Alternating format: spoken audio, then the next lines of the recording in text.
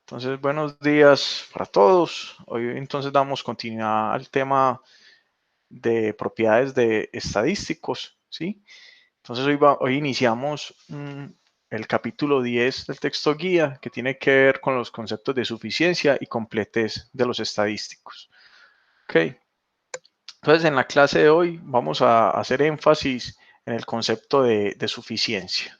Suficiencia, ¿ok? En la próxima clase hablamos lo que significa completez de un estadístico. ¿Ok? Entonces vamos a explorar la definición y las implicaciones que tiene que un estadístico sea suficiente. ¿Ok? Entonces, por definición, vamos a decir, bueno, recuerden, no perdamos el norte de lo que hemos estado haciendo, ¿cierto? Eh, Vamos a iniciar, ¿cierto? Nosotros consideramos una muestra aleatoria de alguna población con función de densidad de probabilidad f de x teta, ¿sí? Y el objetivo era estimar ese parámetro teta que era desconocido, ¿cierto? Desconocido.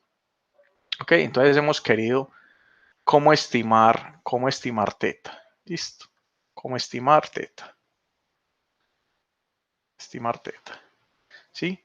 Y hicimos entonces el método de los momentos como un método de estimación, y hicimos también el método de máxima verosimilitud. ¿Ok?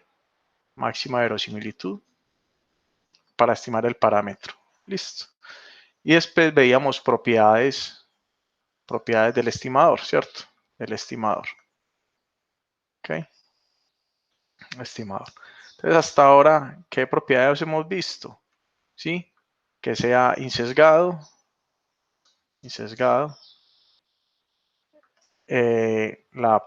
cuando hablamos de concentración, que sea concentrado, obviamente esto es relativo comparando uno con otro, ¿sí?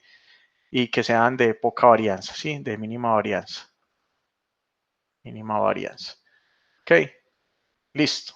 Ok, hemos visto hasta ahora propiedades, hacer insesgado, cuando comparamos dos estadísticos que uno sea más concentrado que el otro, y también hablábamos de estadísticos de mínima varianza, que eran los que llamábamos estadísticos insesgados de varianza uniformemente mínima, ¿sí? Que decíamos que estos eran como estadísticos ideales. Ok, aparte de estas propiedades, también vimos la media cuadrática del error, que también es una forma que a veces tenemos estadísticos que no son insesgados, pero son mucho más concentrados con respecto al parámetro que queremos estimar, y decíamos que eran entonces inclusive mejores que un estimador insesgado. Listo. Ok, pero digamos, uno de los objetivos que nos planteamos en el capítulo anterior era, bueno, cuando estamos en el caso que queremos encontrar los estadísticos insesgados de varianza uniformemente mínima, ¿cómo los podemos encontrar? Listo. Entonces, hoy vamos a hablar de un concepto de suficiencia que vamos a ver a lo largo de esta clase y la próxima, que esta condición de suficiencia junto con esta condición de completez, sí, que el estadístico sea completo, nos va a permitir determinar cuando un estadístico es insesgado de varianza uniformemente mínima, ¿sí? Sin necesidad de recurrir a la cuota inferior de Kramer-Rao, ¿sí? Recuerden que no todos los estadísticos insesgados de varianza uniformemente mínima alcanzan la cuota inferior de Kramer-Rao, ¿sí? Entonces aquí vamos a dar, o sea, lo que vamos a hacer en esta clase de hoy, la próxima clase, dar condiciones, ¿sí? Que nos van a permitir llegar a un resultado sobre cuándo un estadístico es insesgado de varianza uniformemente mínima, ¿sí? El objetivo de este capítulo es llegar a un teorema que llama el teorema de Lehmann-Scheffé, que nos permite garantizar cuándo un estadístico es insesgado de varianza uniformemente mínima. Listo. Dadas estas dos condiciones, suficiencia e incompletez, ¿sí? Por ahora vamos a explorar el concepto de suficiencia. Vamos a explorar ese concepto de suficiencia y vemos qué otras propiedades tiene esto, y al final, ¿sí? En la próxima clase, ¿no? Estaríamos viendo cómo se utiliza eso conjuntamente con el concepto de completez para determinar que un estadístico es insesgado de varianza uniformemente mínima. Esto. Entonces, bueno, era ahí como un recordatorio de lo que hemos hecho. Entonces vamos a ver el concepto de suficiencia. Ok, pues vamos a decir que un estadístico T, ¿sí? Recuerden que es una sección, una muestra aleatoria, o sea, un estadístico, una función de esa muestra aleatoria, es suficiente, muchachos, que esto es suficiente para el parámetro teta, ¿sí? Si la distribución condicional de la muestra aleatoria dado el estadístico no depende del parámetro teta, ¿sí? Entonces recuerden, aquí estamos con la definición, la función de distribución de probabilidad del vector x1 hasta x100, aquí estoy denotando x barrita abajo como este vector x1 hasta xn, ¿sí? Si la función de distribución de probabilidad condicional de x dado t es el estadístico, esta distribución no depende de teta, no depende de teta, ¿ok? Listo, no depende de teta. Eso es ser suficiente. Ahorita vamos a ver qué significa en términos prácticos que eso no dependa de teta. Listo. Entonces aquí recordando, ¿no? De algo de probabilidad, de funciones de densidad de probabilidad condicionales, ¿sí? La condicional del vector x dado el estadístico t, ¿sí? Entonces simplemente la conjunta de x1 hasta xn, ¿sí? Sobre la densidad de t. Listo. Esa es definición de densidad condicional, ¿no? Esta es una definición. Ok, esta es recordando ahí los conceptos de probabilidad. Ok, listo. Entonces eso, ¿cuándo es un estadístico es suficiente para un parámetro teta? Ok, si la densidad condicional de la muestra aleatoria dado el estadístico no depende del parámetro teta, no depende de ese parámetro desconocido teta. Listo. Ok. Por ahora vamos a entonces hacer un par de ejemplos donde vemos estadísticos suficientes. Okay, entonces vamos, en un ejemplo 1, vamos a considerar una muestra aleatoria de una distribución Bernoulli de parámetro P. Okay, vamos a verificar que el estadístico dado por T, que es la sumatoria de todas las variables, es suficiente para el parámetro P. Listo, vamos a ver qué es suficiente para el parámetro P. Listo, entonces solamente aplicando la definición, listo. Entonces, X, el vector cuyas componentes son las variables aleatorias de la muestra aleatoria, ¿sí? Entonces recuerden que cada una de esas variables, ¿cierto? Cada una de esas variables, la densidad de ellas, ¿sí? Estamos hablando de una Bernoulli P, entonces simplemente P a la X por 1 menos P a la 1 menos X, ¿cierto? Donde X toma valores 0, 1, 0 fracaso, 1 un éxito, ¿listo? Entonces la conjunta de todas ellas, recordando pues que estamos en una muestra aleatoria, o sea que todas son independientes, la distribución conjunta va a ser el producto de esto, ¿no? Va a ser este producto. Esto en realidad es la productoria de igual 1 hasta n, ¿sí? De las f de x y p, ¿sí? Listo. Y ya pues esta es la estructura, entonces nos queda justamente p a la sumatoria de x y por 1 menos p elevado a la n menos la sumatoria de las x y. Listo. Ok. Entonces esta es la distribución conjunta de la muestra aleatoria. Ok. Ahora vamos a ver la distribución de t, del estadístico t. Listo. Entonces, recuerden, cuando yo tengo n variables Bernoulli independientes, la suma de ellas, ¿qué distribución tiene? Sí, es la distribución binomial. Ok, binomial, que cuenta el número de éxitos que yo tengo en n ensayos. El número de éxitos que yo tengo en n ensayos. Recuerde que esta sumatoria va y desde 1 hasta n, ¿cierto? Ok. Listo, entonces, ¿cuál es la distribución de t? La suma de Bernoullis da una distribución binomial, ¿sí? Recuerden aquí estoy diciendo t se distribuye binomial de parámetros np, ¿sí? Sumatoria de Bernoullis independiente. Entonces la densidad tiene esta forma, n tomados de at por p a la t por 1 más p a la n menos t, ¿sí? Aquí estamos diciendo t, diciendo pues esta sumatoria de los x y. ¿Sí? Esta es la cantidad de éxitos que yo voy a obtener en ensayos, ¿sí? Listo. Ok, entonces ya tengo la densidad conjunta de la muestra aleatoria y tengo la densidad del estadístico T, ok, que el que quiero verificar que es suficiente. Entonces, ¿qué tengo que verificar? Que el cociente de estas dos cosas, ¿sí? De la densidad conjunta de la muestra aleatoria sobre la densidad del estadístico, que corresponde justamente a la distribución condicional, ¿sí? De la muestra aleatoria dado el estadístico, ¿ok? Que eso no depende del parámetro P. Si no depende del parámetro P, entonces vamos a decir que este estadístico es suficiente para P. Listo. Entonces veamos, si hacemos el cociente, si dividimos, ¿cierto? Entonces, esto sobre esta expresión acá, ¿sí? Sobre esta expresión, pues miren que sumatoria de los x y es justamente el mismo t, ¿sí? Entonces cuando yo haga el cociente, se va a cancelar p a la sumatoria de los x y con este p a la t, es la misma cosa, 1 menos p a la n menos la sumatoria de los x y, cancela con 1 menos p elevado a la n menos t, y recordando pues que t es la sumatoria de los x y no me va a quedar sino en el denominador n tomado de a t. Listo. Entonces miren que esto que me quedó acá no depende de P. No depende de P. Listo. No depende de P.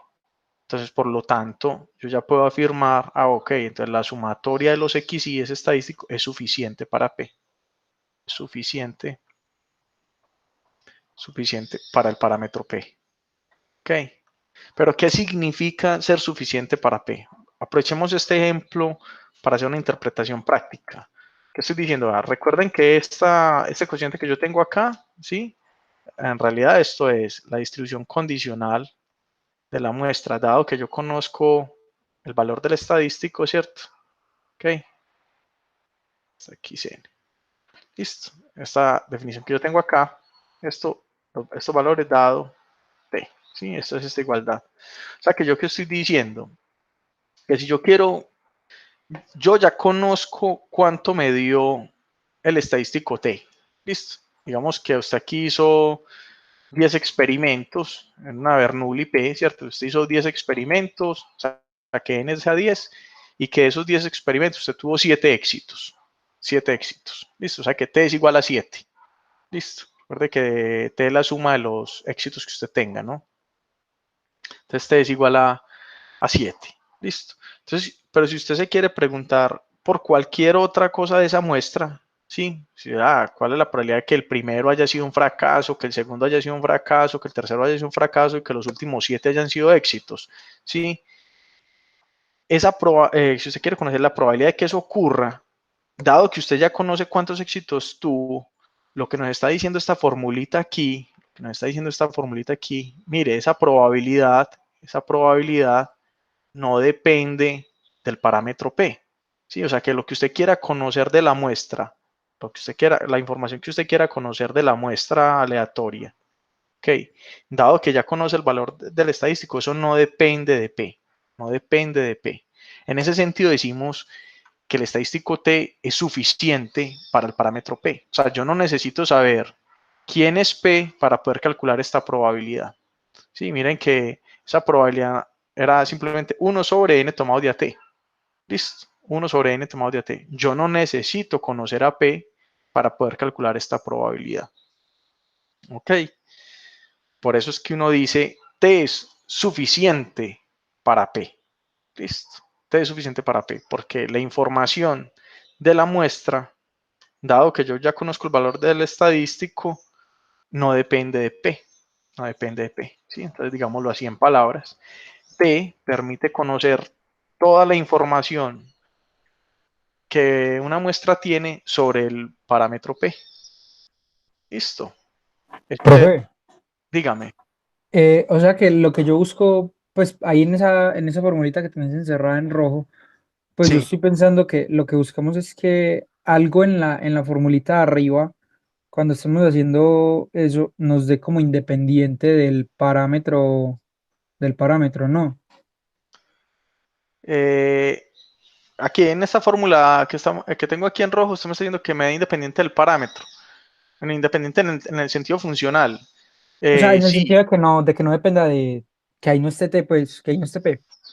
va, exacto, no está P, exacto, que no esté P, que no, Por eso, no esté entonces, P. en la fórmula de arriba, que es la de la binomial, lo que Sí, buscamos es, o en X fórmula, lo que buscamos es que haya algo que no dependa del parámetro que estamos mirando si es suficiente para él. no, aquí en realidad, por ejemplo, la densidad del estadístico depende de P. Aquí está P, ¿no? Okay. Lo importante es que cuando usted haga este cociente se cancelen los parámetros, el parámetro P, el que usted quiere ser suficiente. ¿Sí? O sea, vámonos así.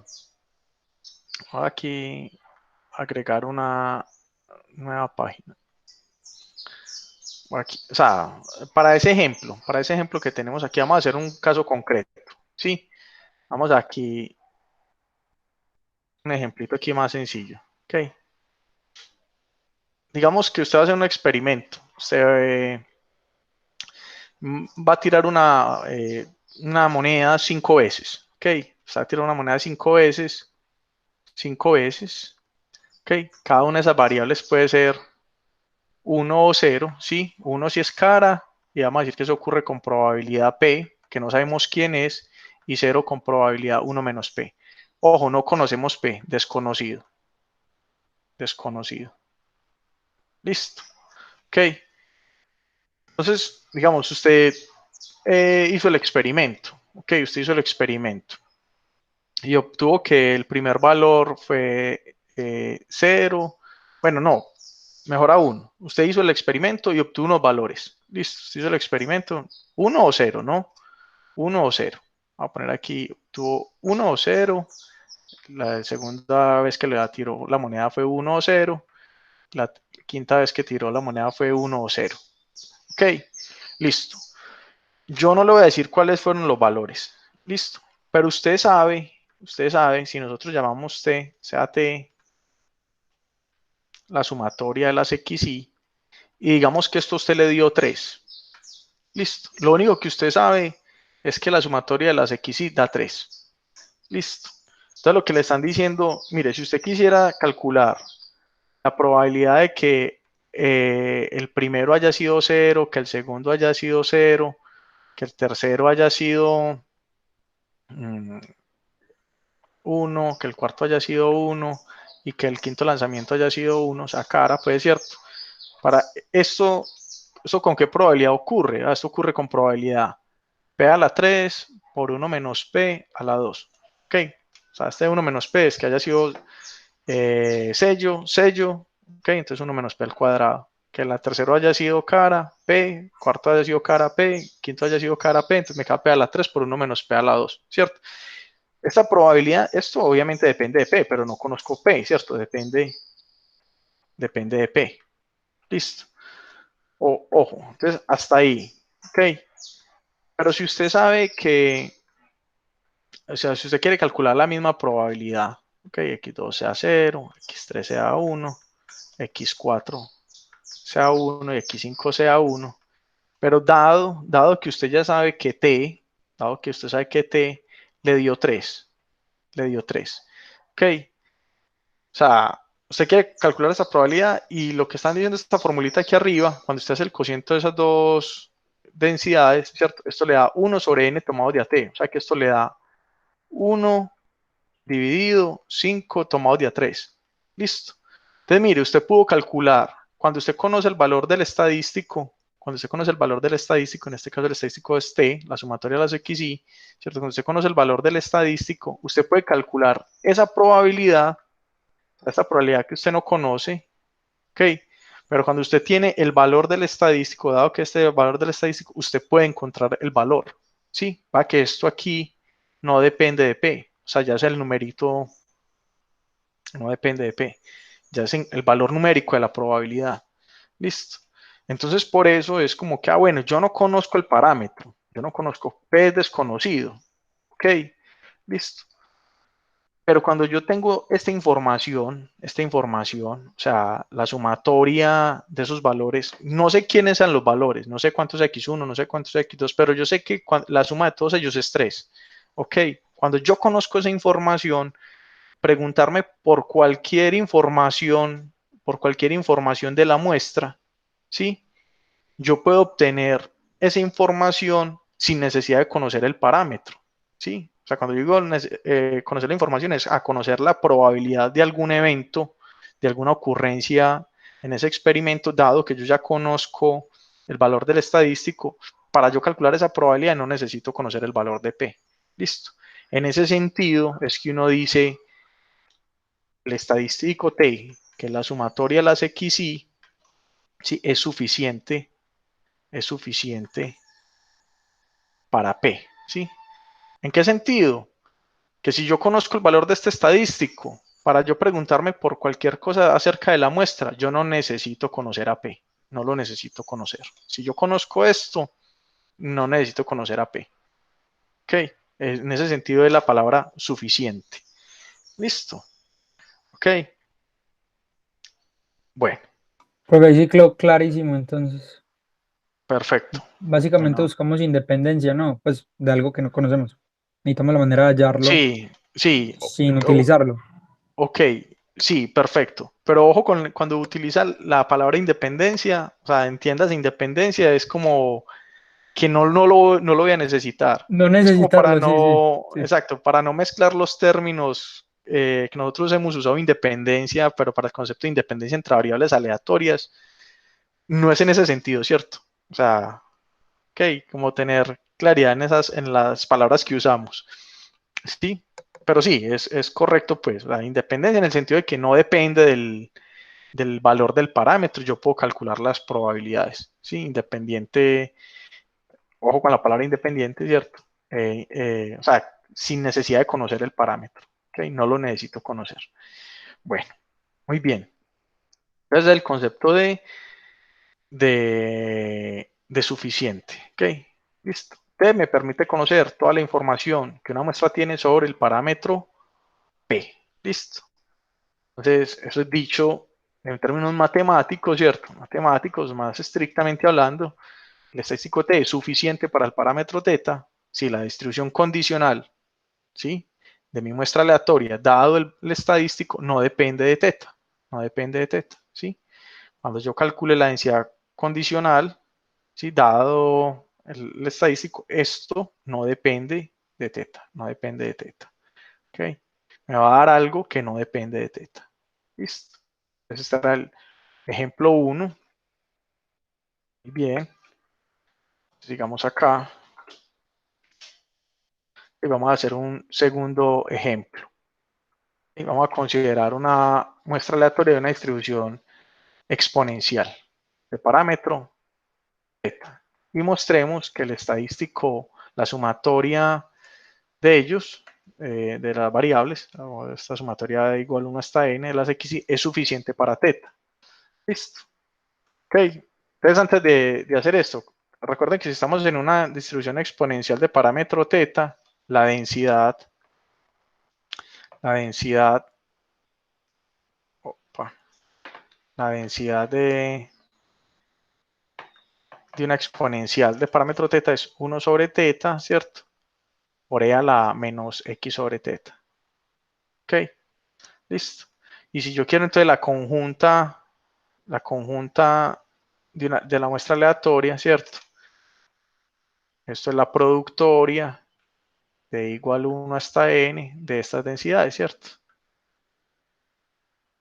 Ok, listo. Entonces, claro, si yo quiero entre la conjunta de la muestra aleatoria, marcar esta productoria, recordando pues que esta función es esto, entonces me queda 1 sobre teta a la n por la exponencial de la sumatoria de las x y sobre teta. ¿Sí? Esa es la conjunta. Listo.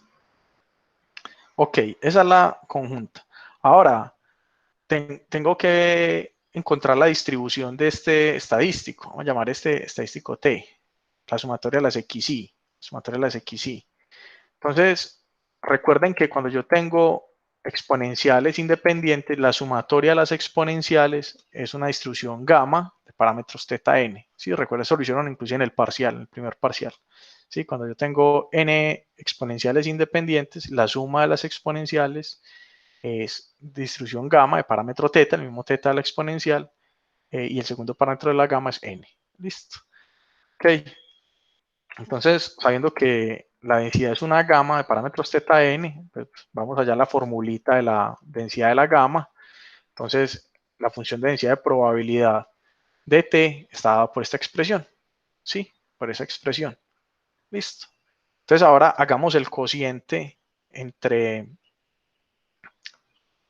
la densidad de la muestra aleatoria sobre la densidad del estadístico. ¿Sí? Si hacemos ese cociente, ok, mire, esta cosa que tenemos acá, esto que tenemos acá, ok, dividido esto que tenemos acá, se cancela, recordando pues que t es la sumatoria de los xy, ¿sí? T es la sumatoria de los xy, se cancela ese exponencial, entonces e a la menos t sobre teta, se cancelarían, ¿ok? ¿Qué me queda? Solo me va a quedar este teta n, se va a cancelar con este teta n, y lo único que me queda es gamma de n sobre t a la n menos 1. Importante, no depende de teta, no depende de teta, ¿ok? Como no depende de teta, entonces yo puedo decir que es estadístico, el estadístico t, pues por lo tanto t es suficiente para teta, ¿sí? Es suficiente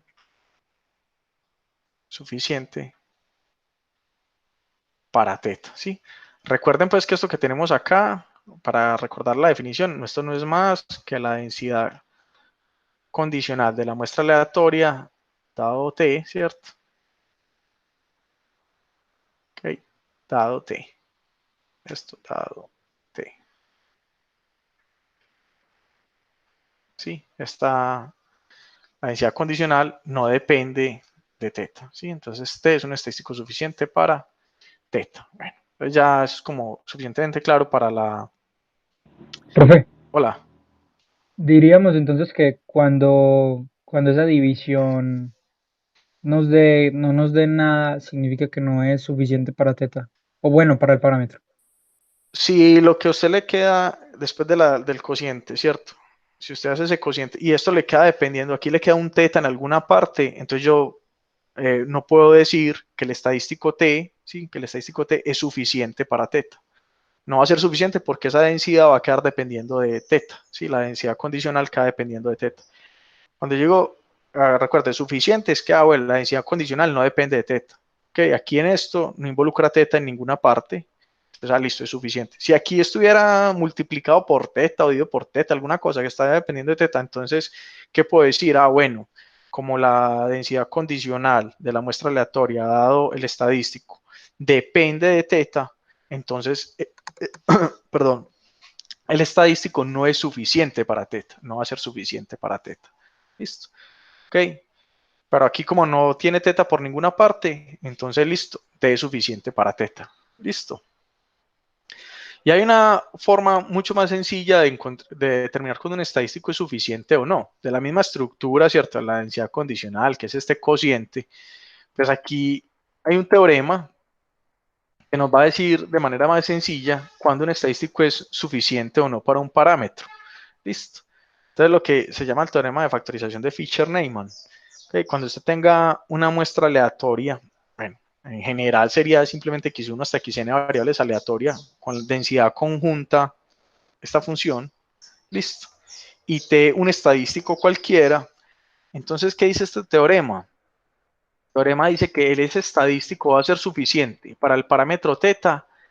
Sí, solamente sí, esa densidad la densidad de la muestra aleatoria, usted la puede factorizar como una función g, ¿cierto?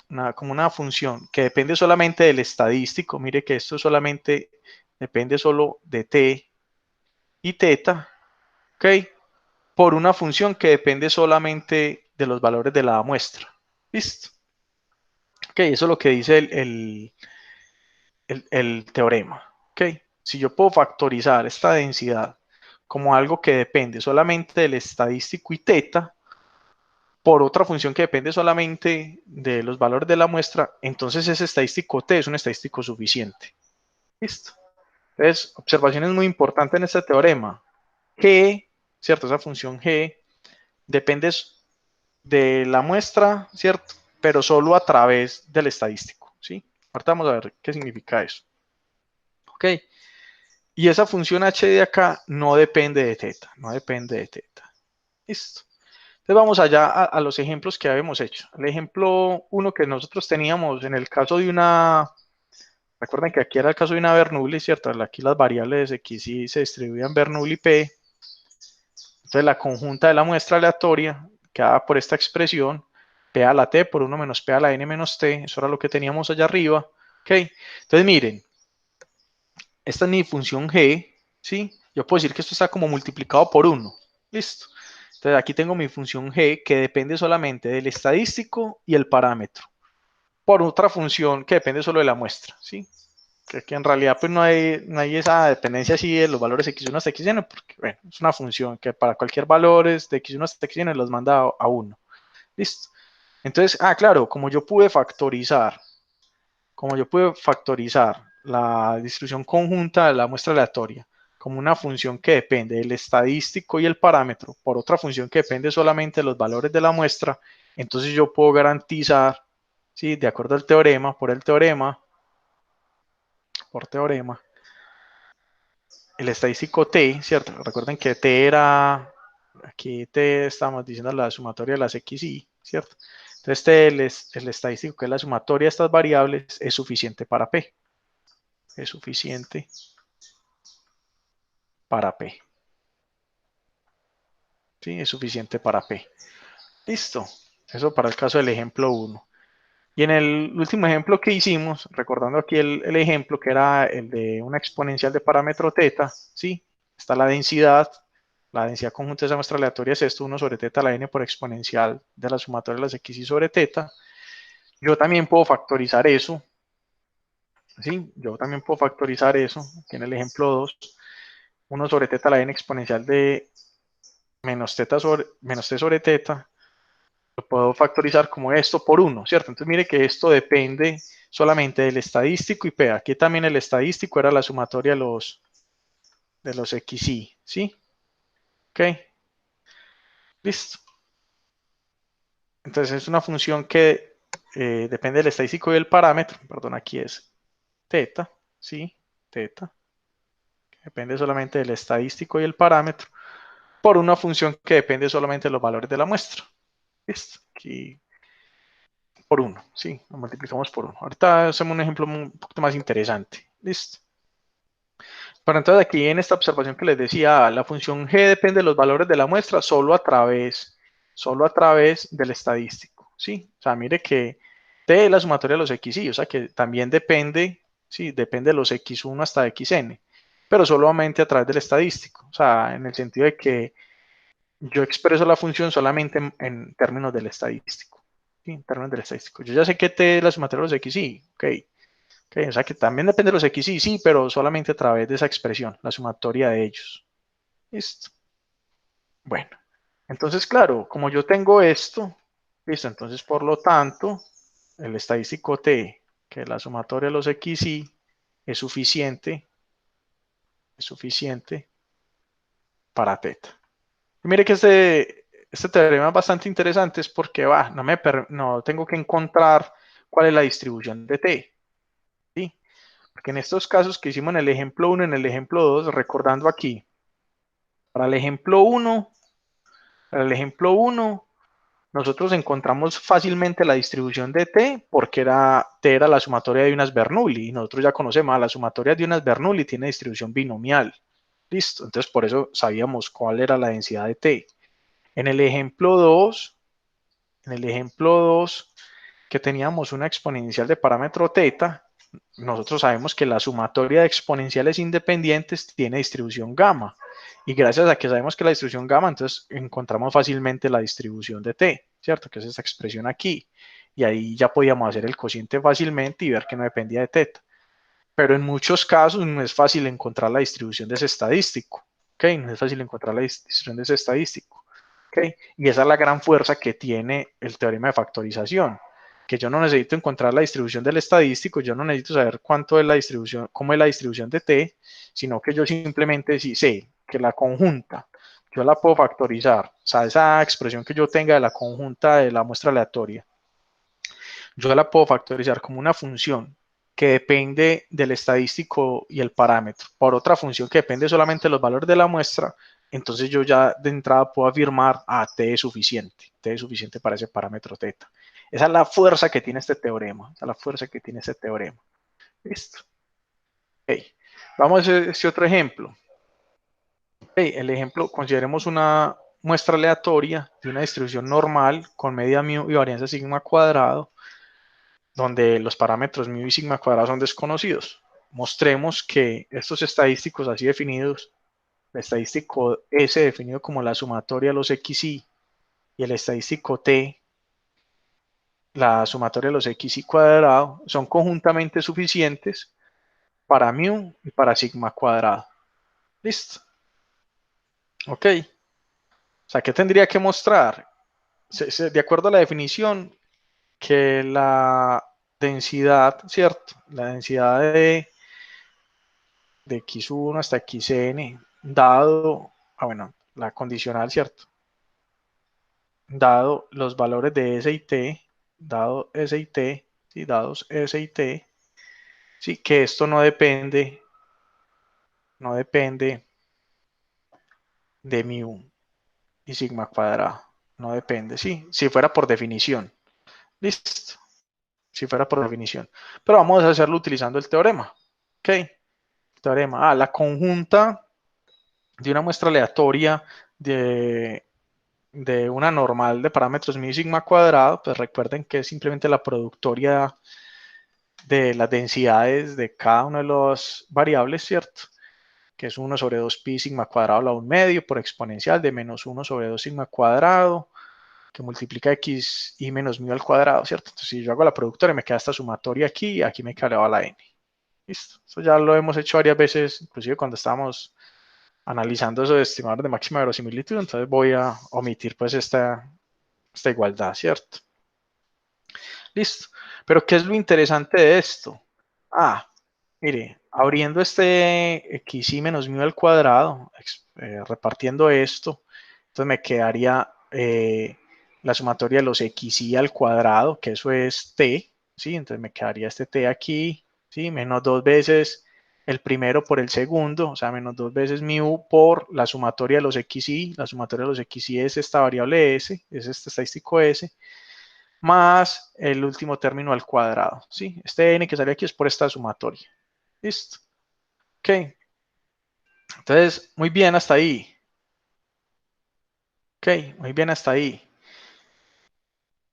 De acuerdo a esto, yo acabo de encontrar, miren, esta primera parte, me quedó 1 sobre 2 pi sigma cuadrado a la n medios por exponencial de menos 1 sobre sigma cuadrado que multiplica t menos 2 mu s más n mu cuadrado. Ok, mire que esta expresión depende solamente de s y de t, ¿sí? De s y de t, de s y de t, de s y de t, ¿sí? Va que no depende de los xy en ninguna parte, o sea, solamente a través de los estadísticos de s y de t, ¿sí? Y depende también de los parámetros, sigma cuadrado y mu, ¿sí? No hay xy por ninguna parte aquí, ¿cierto? Entonces aquí yo tengo una función que solamente depende de los estadísticos y los parámetros, y aquí multipliquemos por 1, pues no alteraría en nada, esta sería, digamos, la función que depende solamente de los valores de la muestra. ¿Ok?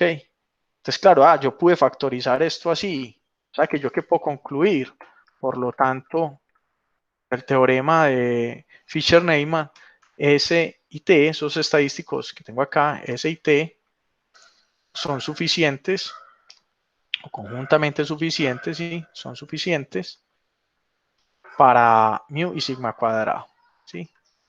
Para mu y sigma cuadrado, ¿sí? Listo.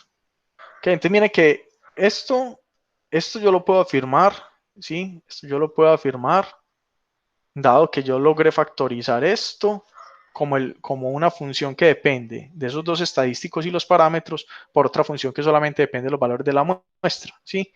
Esto gracias al teorema de factorización de Neyman-Fisher, ¿ok? Teorema de factorización, ¿ok? Listo. Vamos a hacer unos ejemplos más interesantes, que no sean así tan sencillos como los que acabamos de hacer. Ok, entonces consideremos x1 hasta xn una muestra aleatoria con la función de densidad de probabilidad que nos van a dar en cada uno de los ejercicios y nos van a pedir encuentre un estadístico suficiente para el parámetro. ¿Listo?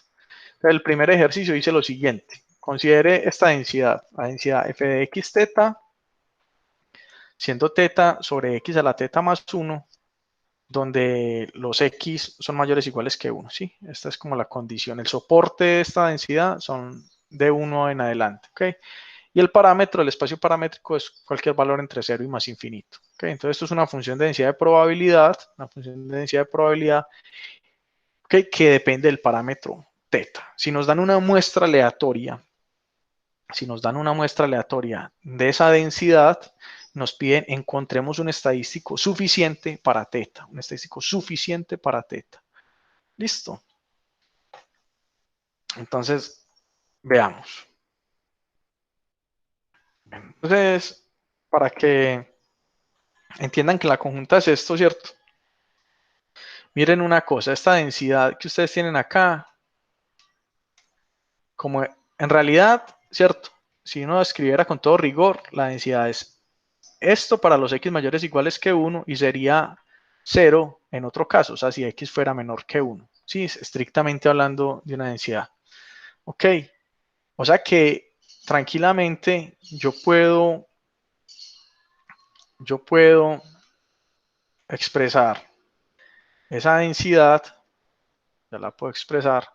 Esto que yo tengo aquí, yo lo podría escribir como, vea, esto es teta, ¿sí? Por x a la teta más 1 que multiplica la función indicadora de que x esté entre el intervalo 1 e infinito. ¿Ok? Recordando pues que, bueno, aquí les voy a poner recordar que lo de la función indicadora, una función indicadora, cuando yo digo indicadora de un conjunto A, ¿cierto? Esto es 1 si x está en A y 0 si x no está en A. ¿Sí?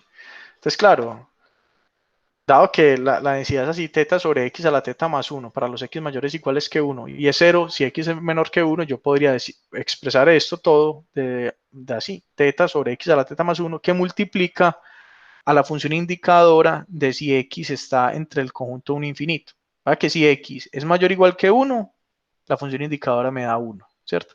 Si x no está en el intervalo 1 más infinito, o sea que es menor que 1, esto daría 0. O sea que aquí tengo una forma de resumir esta función de densidad de probabilidad. Ok, ahora sí, esa es la función de densidad de probabilidad de la variable de interés. ¿Sí? Entonces, ¿cuál es la conjunta? Esta conjunta es justamente termina siendo la productoria de igual 1 hasta n de la densidad. ¿Sí? Listo. Ok, pero recordando que estas densidades tienen esta forma, ¿no? Entonces, ¿qué me quedó? Teta a la n sobre la productoria de las x y a la teta más 1 por la productoria de esas funciones indicadoras. Listo. Ok. ¿Todo bien hasta ahí? Lo interesante en esta parte es, listo, esta productoria de funciones indicadoras, esta productoria de funciones indicadoras que yo tengo aquí, sí, esta productoria que yo tengo aquí, miren, esta productoria va a dar 1 si todos los xy son mayores o iguales que 1. ¿Ok? Y daría 0 si alguno de ellos fuera menor que 1. ¿Listo? O sea, si todos los xy son mayores o iguales que 1, pues todas estas indicadores dan 1, ¿cierto? De la productoria de todos ellos me va a dar 1. ¿Listo? Si alguno de ellos fuera menor que 1, eso daría 0. ¿Sí? Entonces la productoria me va a dar 0. ¿Ok? Entonces yo puedo resumir esto, es lo mismo que tener, bueno, esto en realidad sería entonces solo si la función indicadora del primer estadístico de orden, esto que estoy llamando aquí, primer estadístico de orden, aquí es uno, es primer estadístico de orden, estadístico de orden. Si la función indicadora del primer estadístico de orden la función indicadora del conjunto 1 infinito del primer estadístico de orden. Listo. Claro, si el más pequeñito de todos los valores es más grande que 1, entonces todos los valores son más grandes que 1. Listo. Ok, entonces esto daría 1, en este caso también daría 1. Si alguno de ellos fuera menor que 1, entonces el más pequeñito de todos va a ser menor que 1, entonces también va a dar 0 y 0. ¿Sí? Entonces con esa forma de factorizar, mire que yo ya quedé con una función acá, teta a la n sobre la productoria de los xy a la teta más 1. Mire, justamente esa productoria de los xy, esta productoria de los xy, ¿sí? Va a ser mi estadístico suficiente. Este va a ser mi estadístico suficiente. ¿Ok? Porque mire, yo puedo factorizar esta primera parte, este primer término que tengo acá, depende solamente de t, ¿sí? Llamando t la productoria de los xy, ¿ok? Depende de t y de teta. Y esta segunda parte, esta función indicadora del conjunto infinito para el primer estadístico de orden, depende solamente de los valores de la muestra. Entonces yo logré factorizar a la función, a la conjunta de la muestra aleatoria como una función que depende del estadístico t, donde estoy llamando a t la productora de los xy, que una función que depende solo de t y de teta del parámetro, por otra función que depende solamente de los valores de la muestra. ¿Ok? Entonces, ¿qué puedo concluir yo? Conclusión, por lo tanto, ¿sí? Por lo tanto, el estadístico t, que es la productoria de igual 1 hasta n de los xy, es suficiente para teta. Es suficiente para teta. Sí, es suficiente para teta. Listo. Que aplique ahí el teorema de factorización. Teorema de factorización. ¿Ok? La conjunta de la muestra aleatoria ya la puedo factorizar como una función que depende del estadístico y teta por otra función que depende solamente de los valores de la muestra. Mire que esta función aquí no depende de teta para nada. Listo. Ok. Ok. Bueno. ¿Dudas ahí? Bueno. Hagamos este otro ejercicio. Consideremos ahora que la función de densidad de probabilidad tiene esta forma. Ok. Tiene esta forma aquí. F de x teta siendo teta sobre x al cuadrado, pero con esta condición de que x sea mayor o igual que teta, que x sea mayor o igual que teta. Listo. Entonces, ojo pues que esto yo lo puedo ver, esto, con esta condición, ¿cierto? Me están diciendo el soporte es mayor o igual que teta, o sea que en realidad cuando uno le pone una densidad así, me están diciendo que f de x teta es igual a teta sobre x al cuadrado para los x mayores o iguales que teta. ¿Sí? Y es 0 si x es menor que teta. ¿Sí? Mejor dicho, me están diciendo que el soporte de esa densidad es de teta hasta infinito. ¿Sí? De teta hasta infinito. El intervalo de teta hasta infinito. Ok. Entonces miren que esto yo lo puedo reescribir. Esto yo lo podría escribir bueno, entonces esto es teta. ¿Sí? Sobre x al cuadrado por la función indicadora. ¿Sí? De que mi variable x esté entre el intervalo teta más infinito. ¿Sí? Listo. Ok, entonces mire, si x está entre teta más infinito, esta función indicadora me daría 1, si x es mayor o igual que teta. Ok, entonces ¿qué me va a quedar? Si x es mayor o igual que teta, me queda teta sobre x al cuadrado, teta sobre x al cuadrado. Si x no estuviera en este intervalo, o sea, si x fuera menor que teta, entonces esta función indicadora me daría 0. Entonces, este caso, ¿sí? Entonces, lo importante es que usted puede reescribir esto en términos de funciones indicadoras. Listo. Entonces, hagamos la conjunta de la muestra aleatoria. Sí, de la muestra aleatoria. Recuerden que ahí la conjunta sería la productoria de igual 1 hasta n de f de x y teta, ¿sí? Ok, pero f de x y teta es justamente esto, ¿no? Ok, x y. Listo. Ok, entonces, haciendo la productoria me va a quedar teta a la n, abajo me va a quedar la productoria de los xy al cuadrado por la productoria de las indicadoras de las xy que estén entre el conjunto teta infinito. Listo. Y aquí es lo interesante. Miren, eh, para que, vamos a poner aquí esta expresión, vamos a analizar un poquito esta expresión. Esta expresión es lo mismo que tener, mire que eso que está ahí en rojito, es lo mismo que tener que la función indicadora de quién, mire, para que esto de 1, todos los xy tienen que ser mayores o iguales que teta. ¿Ok? Todos los xy tienen que ser mayores o iguales que teta. ¿Sí?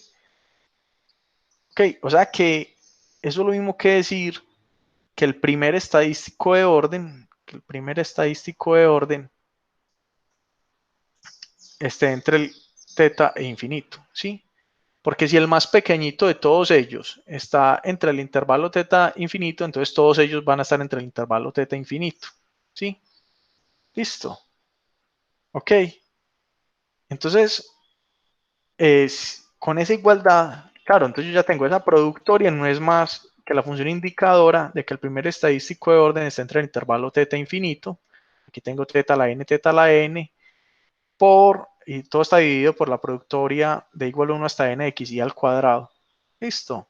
Entonces miren, justamente yo aquí estoy teniendo una función que depende solo de la muestra aleatoria de x1 hasta xn, ¿sí?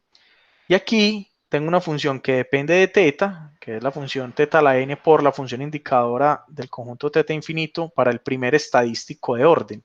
Listo. Entonces miren que si yo llamo al primer estadístico de orden, entonces yo aquí tengo una cosa, logré factorizar la conjunta de la muestra aleatoria por una función que depende del estadístico t, siendo t el primer estadístico de orden, por el parámetro teta, perdón, por el parámetro teta no, sino la función que depende de t y de teta, ¿sí? Teta a la n por la función indicadora del conjunto teta infinito para el primer estadístico de orden, ¿sí? Multiplicado esto por una función que no depende de teta. Listo. Ok, o sea que de acuerdo a esto, por el teorema de factorización, el estadístico t siendo el primer estadístico de orden,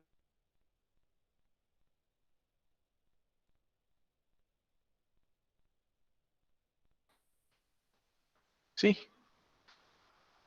Listo. Ok, si me entendieron toda esa parte de las funciones indicadoras, les voy a dejar esta como ejercicio. Este ejercicio 3 como ejercicio. Y para que lo hagan ustedes. Ahora consideren una densidad que va a ser 1 siempre y cuando x esté entre teta y teta más 1. ¿Sí? Básicamente estoy diciendo, esto significa que x se distribuye uniforme entre el intervalo teta y teta más 1. ¿Sí? Teta y teta más 1. Listo. Si esta es la densidad, quiere decir que x se distribuye uniforme entre teta y teta más 1. Entonces el ejercicio va a ser, encuentren un estadístico suficiente para teta. Listo. Un estadístico suficiente para teta. Muchachos, dudas hasta ahí.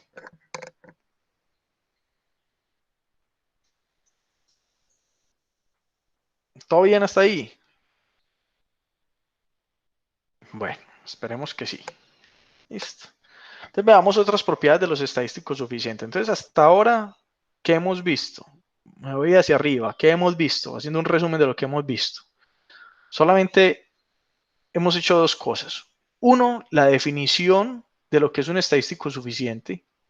Lo que es la definición de un estadístico suficiente. ¿Sí? ¿Ok? Y dos, vimos un resultado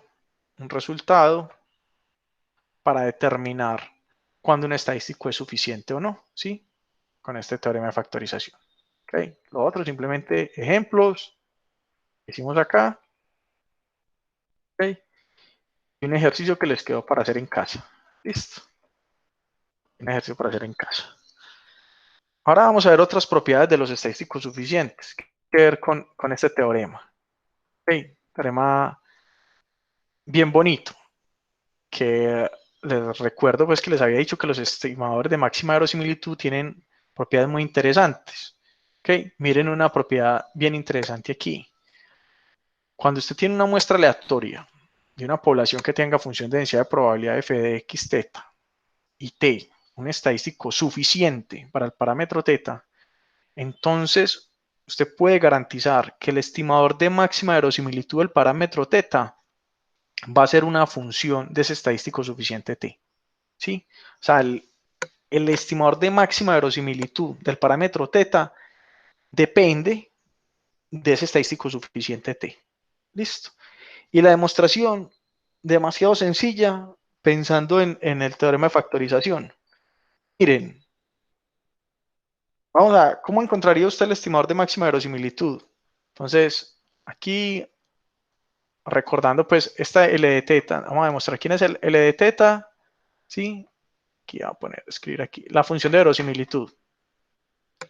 Función de verosimilitud. ¿Sí? Función de verosimilitud. Ok. De la función de verosimilitud L de teta, que recordando pues que la función de verosimilitud es justamente L de teta es igual a la productoria de igual 1 hasta n, ¿cierto? De las f de x y teta, ¿sí? Okay, que coincide pues con la conjunta de esa productoria coincide con esta conjunta. Listo. Pero recuerden, t es un estadístico suficiente para el parámetro teta. Entonces, por el teorema de factorización, ¿cierto? Teorema de factorización, yo puedo factorizar esa conjunta como una función que depende solamente del estadístico t y el parámetro teta por una función que depende solamente de los valores de la muestra. Listo. Ok, y entonces, recordando quién era el ML de un parámetro, el estimador de máxima verosimilitud. El estimador de máxima verosimilitud es el valor de teta que maximiza esta función, que maximiza la de teta. Pero L de teta es todo esto, ¿no? Es esta función. Ok, y usted quiere maximizar esto. Entonces mire que esta primera parte que usted está viendo como H aquí, esto en términos de teta, esto es una cuestión, una constante, esto es una constante, ¿sí? O sea que para usted maximizar L de teta, usted lo que tiene que maximizar es la función G de t teta, ¿cierto? G de t, teta. Listo. O sea que el máximo L de teta ocurre justamente en el máximo de la función G, que esto es una cosa aquí constante, ¿no? O sea, esto no depende de teta, lo que está aquí en moradito. Esta función h no depende de teta. Entonces, el máximo de L de teta, en realidad, es el mismo, se obtiene para el valor de teta que maximiza g de t teta. ¿Sí? Ok.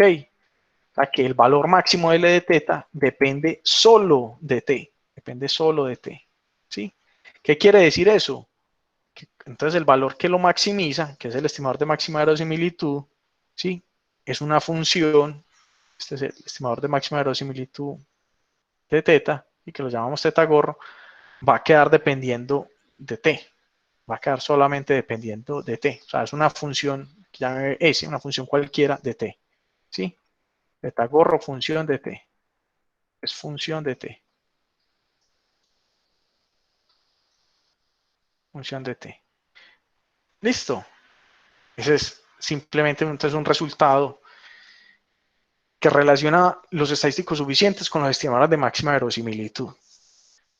Propiedades bien interesantes. Después vamos a juntar estas propiedades y vamos a ver la fuerza que eso tiene. ¿Ok?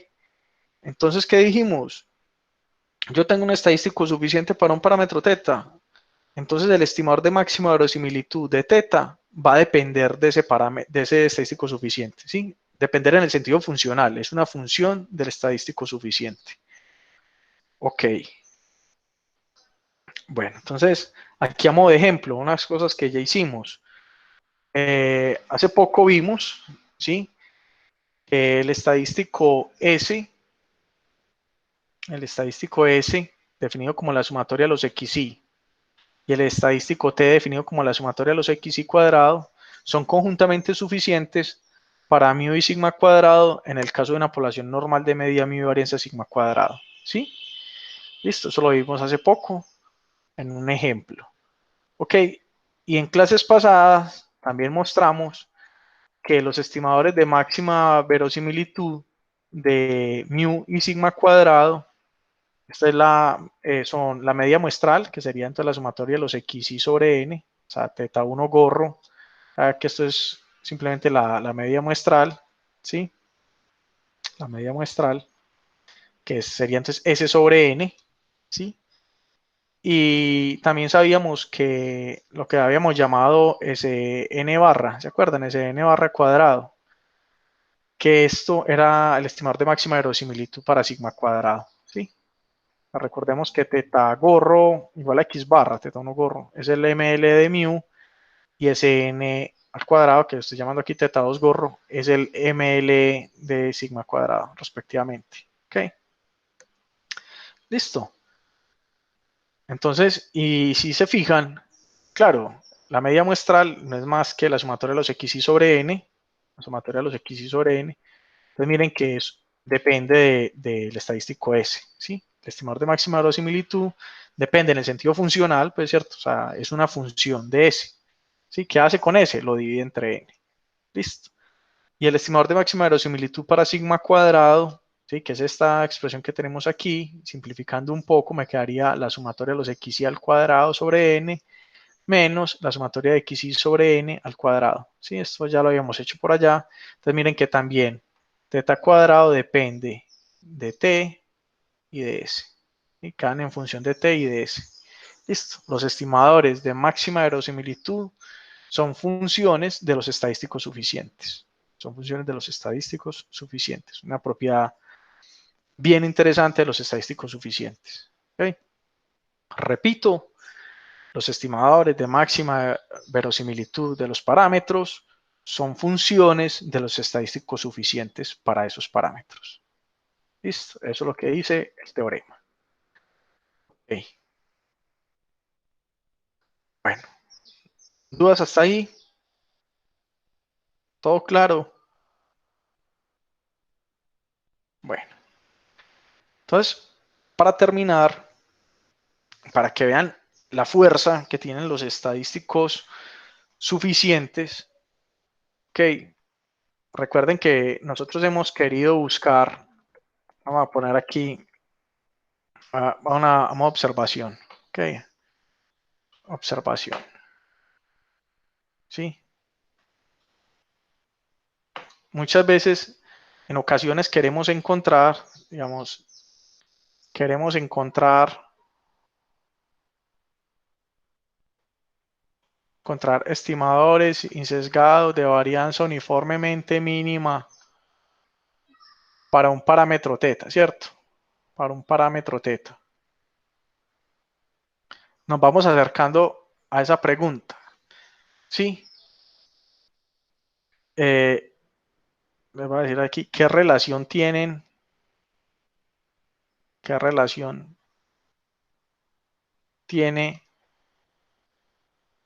el estimador insesgado de varianza uniformemente mínima y los estadísticos suficientes. Estadísticos suficientes. Vamos a responder esa pregunta. Ok, suficientes.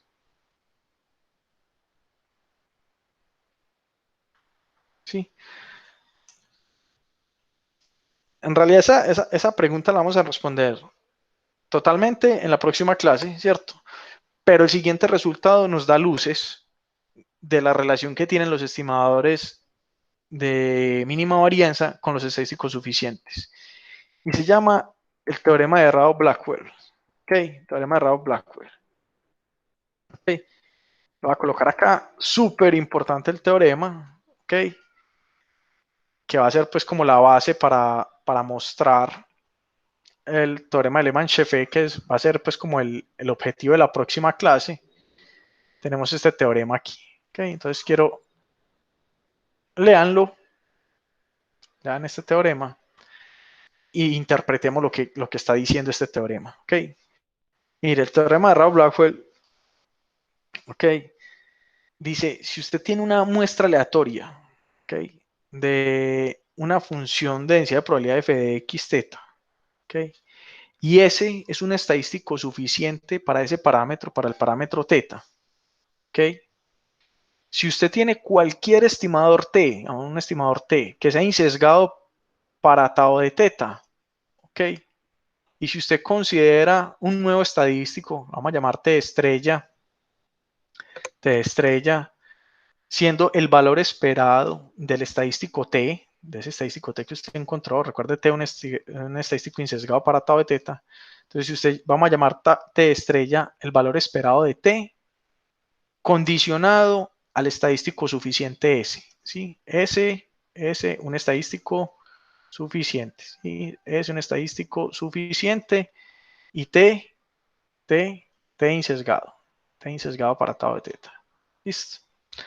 Entonces, ese nuevo estadístico que usted encuentra, recordando pues propiedades de esperanza condicional, ¿sí? Cuando el valor esperado de la variable t dado la variable s, ¿sí? Esto en realidad es una cosa, es una función de s, ¿no?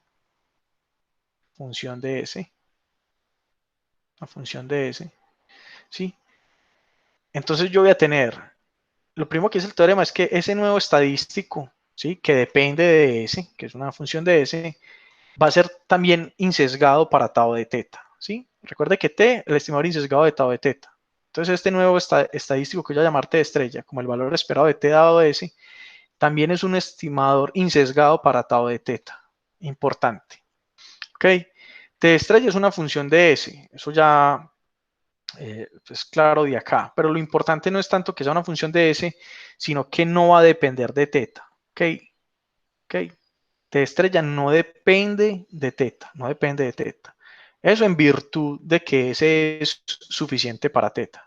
¿Listo? Entonces, este valor esperado, recuerden que la densidad, si T es, perdón, si S es suficiente para teta, entonces cualquier información, llamémosla T, de la muestra, condicionado que yo conozco el valor del estadístico S, ¿ok? No va a depender del parámetro teta. Listo, no va a depender del parámetro teta. Eso es la misma definición de estadístico suficiente, aunque eso lo vamos a mirar con calma ahorita. ¿Ok? Y lo más bonito de todo y lo más sorprendente de todo es que este nuevo estimador T de estrella, ¿ok? Va a tener una varianza más pequeña que el estimador T. Listo. ¿Ok? Entonces miren, qué bonito el teorema, en el sentido, yo tengo un estimador insesgado para un parámetro. Listo. Ok, y me dicen, ¿será que yo puedo construir otro estimador que también siga siendo insesgado, pero que tenga una varianza más pequeñita? Este teorema le está diciendo que sí, sí. Si usted logra encontrar un estadístico suficiente para ese parámetro, entonces el estadístico que usted va a construir, construyalo siendo el valor esperado de ese estadístico condicionado al estadístico suficiente. ¿Listo? Ok. Ahora, no siempre es fácil encontrar cuál sería ese estadístico, pues porque le tocaría encontrar esta esperanza que en muchas ocasiones o en la mayoría de veces no es fácil de encontrar, ¿cierto? Pero lo que le está diciendo es, si usted quiere encontrar un estimador que siga siendo insesgado, pero que tenga menor varianza que su estimador T, entonces considere estadísticos que sean funciones de estimadores suficientes, de estadísticos suficientes, perdón. ¿Ok? Ojo, aquí no referimos estadísticos suficientes. Yo no digo, cuando estoy diciendo ese, un estadístico suficiente para teta, yo no estoy considerando ese un estimador de teta. En realidad no me interesa que sea un estimador de teta. ¿Okay? Simplemente que sea un estadístico suficiente para teta. O sea, yo no voy a utilizar después a ese para estimar a teta. Listo. Eso es como una aclaración ahí, un paréntesis que hago. Bueno, teorema de Rao-Blackwell. ¿Okay? La demostración es sencilla, es muy conceptual con lo que acabamos de decir en clase. Vamos a hacer un bosquejo de la demostración, ¿cierto? vamos a mostrar pues que se cumplen estas tres condiciones. ¿Listo? Okay, entonces partamos de lo siguiente. Entonces ya sabemos que S es un estadístico suficiente para teta. Si ese es un estadístico suficiente para teta, entonces se tiene que cumplir que esta densidad,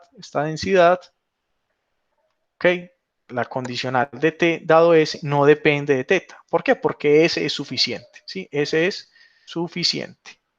Suficiente para teta. ¿Qué me faltó decir eso? S es suficiente para teta.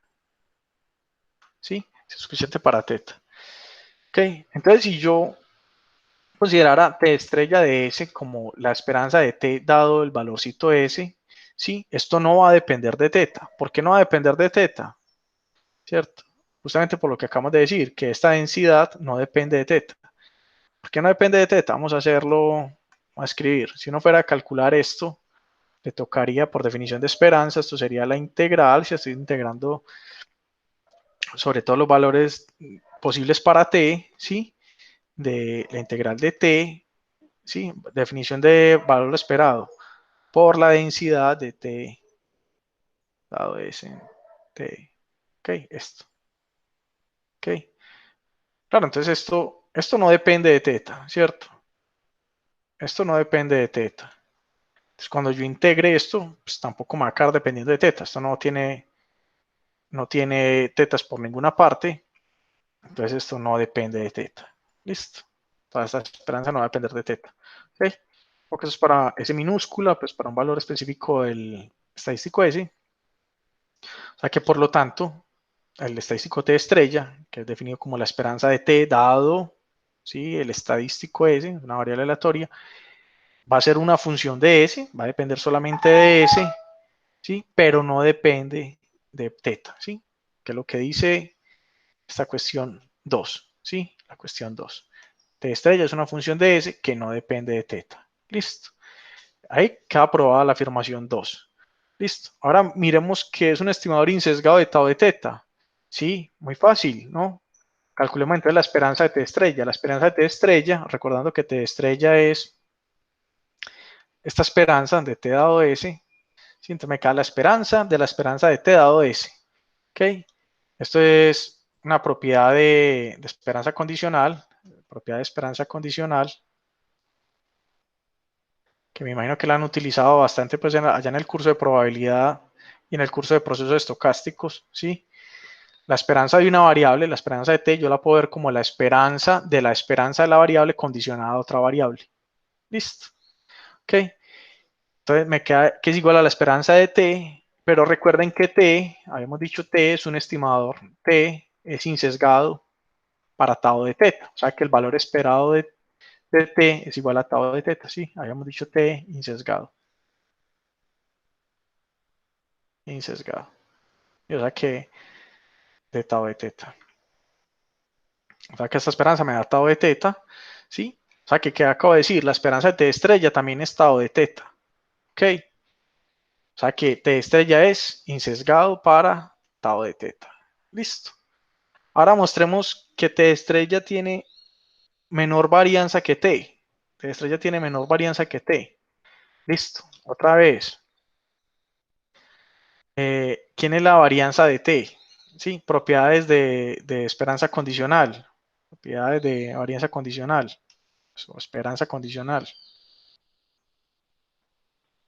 Condicional. Una formulita que dice la varianza de una variable, yo la puedo ver como la varianza de la esperanza de la variable condicionada a otra variable más la esperanza de la varianza de esa variable condicionada a otra variable. ¿Sí? Esto es una propiedad de esperanza condicional. ¿Sí vieron esto en el curso de probabilidad o no?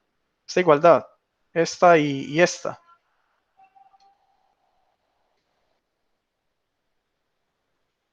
¿Sí o no?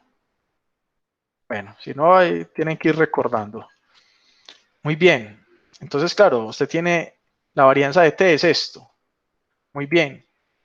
Pero entonces, aquí usted tiene la esperanza de una varianza. La esperanza de una varianza. La varianza siempre es una cantidad positiva, ¿no? Entonces, la esperanza de esa varianza va a ser mayor o igual que cero. ¿Ok? O sea, que yo qué puedo decir.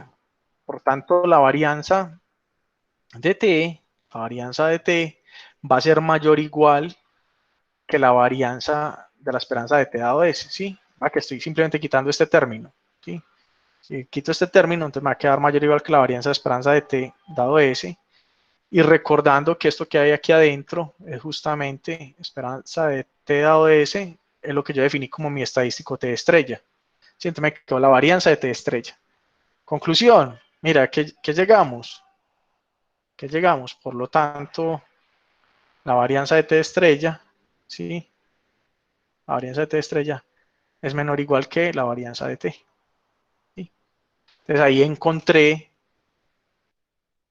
miren, lo que dice el teorema. Ahí pruebo el teorema. Esta es la condición 3, ¿sí? Condición 3. Pero miren lo bonito. Yo tengo un estimador insesgado de tau de teta. Si quiero un estimador que siga siendo insesgado para tau de teta y que tenga menor varianza que t, considere este estadístico, el estadístico t estrella, como el valor esperado de t dado S. Listo. Ahora, esto no siempre es fácil de calcular, no siempre es fácil de calcular. Entonces, lo que vienen, me dicen, bueno, entonces en realidad, pues la parte práctica de este teorema,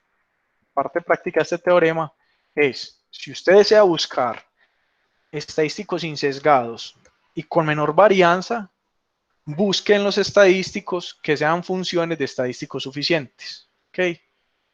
Busque en los estadísticos que sean funciones de estadísticos suficientes. ¿Ok? Si desea estimadores insesgados con varianza pequeña, busque en estadísticos que sean funciones de estadísticos suficientes. Listo, entonces esa es como la fuerza del teorema de Rao-Blackwell.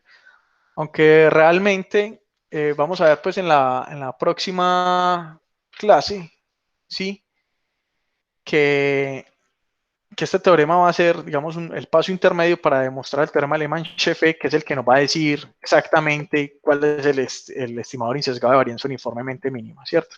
Si nos devolvemos a esta pregunta de estimadores insesgados de varianza uniformemente mínima, ¿sí? Si nos volvemos a esa pregunta, eso nos lo va a responder un resultado que vamos a ver en la próxima clase que se llama el teorema de Lehmann-Scheffé, ¿sí? Para probar ese teorema necesitamos el teorema de Rao-Blackwell. Listo. Ok.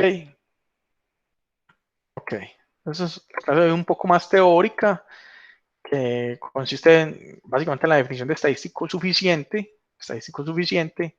Vimos entonces el teorema de factorización para terminar con un estadístico es suficiente. Vimos además que los estimadores de máxima verosimilitud de un parámetro teta siempre son funciones de estadísticos suficientes para ese parámetro teta, ¿sí? Y también vimos que hay una relación entre los estadísticos suficientes y estimadores insesgados de menor varianza, que es justamente si usted ya tiene un estadístico insesgado para una función tau de teta, ¿ok? Y quiere un estadístico que siga siendo un estimador de ese parámetro tau de teta, que sea insesgado y que tenga menor varianza que t, entonces si usted considera el estadístico t estrella dado como la esperanza de t dado S, ese estadístico va a seguir siendo insesgado y va a tener varianza más pequeña, ¿sí? Listo. En la práctica, o sea, este teorema, o sea, si usted tiene un estadístico t, un estimador t de un parámetro tau de teta, venir a construir el estimador t estrella de esta manera no siempre es fácil. No siempre es fácil porque, claro, si usted lo quiere calcular, si quiere ver quién es ese estadístico, le tocaría encontrar la densidad de t dado de S, que no siempre es fácil para poder calcular esa esperanza. Entonces ahí se complica un poquito la cosa, ¿cierto? Pero lo que sí le está diciendo el teorema es, bueno, yo ya sé que los estimadores que son funciones de estimadores de estadísticos suficientes, que son funciones de estadísticos suficientes, tienen varianza más pequeña. Entonces, la conclusión es, si desea buscar estadísticos insesgados que tengan menor varianza, busquen los estadísticos que sean funciones de estadísticos suficientes. Listo. Bueno, entonces, yo creo que es suficiente información para la clase de hoy. En la próxima clase, entonces vamos a ver el concepto de completez y ahí vemos entonces la relación que tiene esos dos conceptos de completez y suficiencia con el propósito de buscar estimadores insesgados de varianza uniformemente mínima, que es demostrar el teorema de Lehmann-Scheffel, que lo enunciaremos y probaremos la próxima clase. Listo. Entonces, la clase de hoy va hasta ahí. ¿Ok? Ya, entonces continuamos en la próxima.